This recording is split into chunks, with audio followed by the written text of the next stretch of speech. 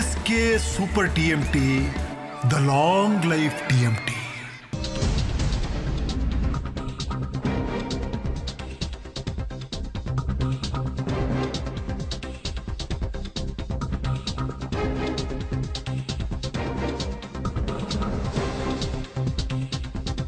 Doctor Rajkumar ಸ್ಮಾರಕದ ಬಗ್ಗೆ ಲಘು ಹೇಳಿಕೆಯನ್ನ ಕೊಟ್ಟಿದ್ರು ಚೇತನ್. ತೀವ್ರ ಟೀಕೆಗೆ ಒಳಗಾಗಿತ್ತು ಅವರ ಮಾತುಗಳು. ಇವತ್ತು ಡಾಕ್ಟರ್ ರಾಜ್ ಅಭಿಮಾನಿ ಒಕ್ಕೂಟದವರೆಲ್ಲರೂ ಕೂಡ ಅವರ ಮನೆಗೆ ಮುತ್ತಿಗೆ ಹಾಕೋದಕ್ಕೆ ಪ್ರಯತ್ನ ಪಟ್ಟರು. ಆ ಸಂದರ್ಭದಲ್ಲಿ ಚೇತನ್ ಮತ್ತು ಸಾರಾ ಗೋವಿಂದು ನಡುವೆ ಮಾತಿನ ಚಕಮಕಿ ಕೂಡ ನಡೀತು. ಏಕವಚನದಲ್ಲೇ ಸಾರಾ ಗೋವಿಂದು ಅವರು ಸರಿಯಾಗಿ ಕ್ಲಾಸ್ ತಗೊಂಡ್ರು. ಇದೆಲ್ಲ ನಡೆದ ಬಳಿಕ ಕೊನೆಗೆ ಕ್ಷಮೆಯನ್ನ ಕೇಳಿದ್ದಾರೆ ನಟ ಚೇತನ್. ಡಾಕ್ಟರ್ ರಾಜ್ ಸ್ಮಾರಕದ ಜಾಗದ ವಿಚಾರವಾಗಿ 20 ವರ್ಷಗಳ ನಂತರ ರಾಜ್ಕುಮಾರ್ ನಮ್ಮನ್ನು ಆಗಲಿ 20 ವರ್ಷ ಆಯಿತು, ಸ್ಮಾರಕ ನಿರ್ಮಾಣ ಆಗಾಯಿತು, ಈಗ ಆ ವಿಚಾರವನ್ನು ಕೆದಕಿದ್ರು.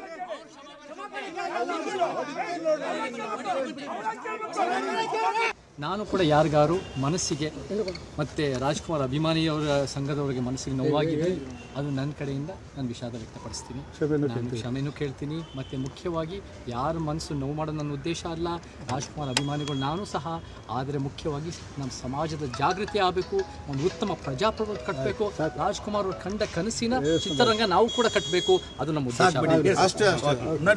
ನಾನು ಕೂಡ ಯಾರಿಗಾರು ಮನಸ್ಸಿಗೆ ಮತ್ತು ರಾಜ್ಕುಮಾರ್ ಅಭಿಮಾನಿಯವರ ಸಂಘದವರಿಗೆ ಮನಸ್ಸಿಗೆ ನೋವಾಗಿದೆ, ಅದು ನನ್ನ ಕಡೆಯಿಂದ ನಾನು ವಿಷಾದ ವ್ಯಕ್ತಪಡಿಸ್ತೀನಿ. ನಾನು ಕ್ಷಮೆನೂ ಕೇಳ್ತೀನಿ. ಮತ್ತು ಮುಖ್ಯವಾಗಿ ಯಾರ ಮನಸ್ಸು ನೋವು ಮಾಡೋದು ನನ್ನ ಉದ್ದೇಶ ಅಲ್ಲ. ರಾಜ್ಕುಮಾರ್ ಅಭಿಮಾನಿಗಳು ನಾನು ಸಹ.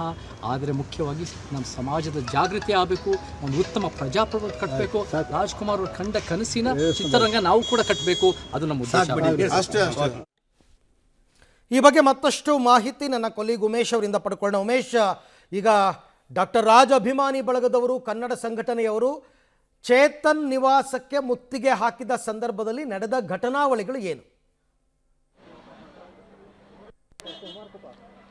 ಅರವಿಂದ, ಡಾಕ್ಟರ್ ರಾಜ್ಕುಮಾರ್ ಸ್ಮಾರಕಕ್ಕೆ ಜಾಗ ಕೊಟ್ಟಿರೋದನ್ನು ವಿರೋಧಿಸಿ ನಟ ಚೇತನ್ ಅವರು ಸ್ಟೇಟ್ಮೆಂಟ್ ಏನಿತ್ತು ಅದಕ್ಕೆ ಸಂಬಂಧಪಟ್ಟ ಹಾಗೆ ಇವತ್ತು ಕನ್ನಡ ಪರ ಹೋರಾಟಗಾರರಾಗಿದ್ದಂಥ ಸಾರಾ ಗೋವಿಂದ್ ನೇತೃತ್ವದಲ್ಲಿ ಸುಮಾರು 8ಕ್ಕೂ ಹೆಚ್ಚು ಹೋರಾಟಗಾರರು ಬಂದು ಅವರ ಶೇಷಾದ್ರಿಪುರಂ ಬಳಿ ಇರುವಂಥ ಅವ್ರ ಮನೆ ಏನಿದೆ ಅವರ ಮನೆ ಬಳಿ ಬಂದು ಅವ್ರ ಮನೆಗೆ ನುಗ್ಗುವಂಥ ಯತ್ನ ಮಾಡಿದ್ರು. ಈ ಸಂದರ್ಭದಲ್ಲಿ ಶೇಷಾದ್ರಿ ಪೊಲೀಸರು ಕೂಡ ಅವರನ್ನು ತಡೆದು ಗೇಟ್ ಬಳಿಯೇ ತಡೆದು ನಟ ಚೇತನನ್ನು ಹೊರಗಡೆ ಕರೆಯುವಂಥ ಪ್ರಯತ್ನ ಮಾಡ್ತಾರೆ. ಮೊದಲ ಬಾರಿಗೆ ಹೊರಗಡೆ ಬಂದಂಥ ಚೇತನ್ ಏನಿದ್ರು ಅವರು ಮಾತಾಡೋದಕ್ಕೆ ಯತ್ನ ಮಾಡ್ತಾರೆ. ಆ ಸಂದರ್ಭದಲ್ಲಿ ಹೋರಾಟಗಾರರು ಅವ್ರ ಮೇಲೆ ಮುಗಿಬಿದ್ದು ಅವರನ್ನು ಸಾರ್ವಜನಿಕವಾಗಿ ಕ್ಷಮೆ ಕೇಳಬೇಕು ಅಂತೇಳಿ ಜೋರಾಗಿ ಕೂಗಾಟ ನೂಕಾಟ ಎಲ್ಲ ಆಗುತ್ತೆ. ಆ ನಂತರದಲ್ಲಿ ಪೊಲೀಸರೇ ಅವರನ್ನು ಮನವೊಲಿಸಿ ಮನೆ ಒಳಗಡೆ ಕರ್ಕೊಂಡು ಹೋಗುವಂಥದ್ದು. ಒತ್ತೆ ವಾಪಸ್ ಬಂದು ಸಾರ್ವಜನಿಕವಾಗಿ ನಟ ರಾಜ್ಕುಮಾರ್ ಅವ್ರ ಬಗ್ಗೆ ಮಾತಾಡಿದ್ದು ತಪ್ಪಾಯಿತು, ನಾನು ಸಾಮಾಜಿಕ ಕಳಕಳಿ ಉದ್ದೇಶದಿಂದಷ್ಟೇ ಆ ಮಾತನ್ನು ಹೇಳಿರುವಂಥದ್ದು. ಎಲ್ಲರಿಗೆ ಅಭಿಮಾನಿಗಳಿಗೆ ಮತ್ತು ಅವ್ರ ಕಡೆವರೆಗೆ ಏನಾದರೂ ಮನಸ್ಸು ನೋವಾಗಿದ್ದರೆ ಸಾರ್ವಜನಿಕವಾಗಿ ಕ್ಷಮೆ ಕೇಳ್ತೀನಿ ಅನ್ನೋ ಮಾತನ್ನು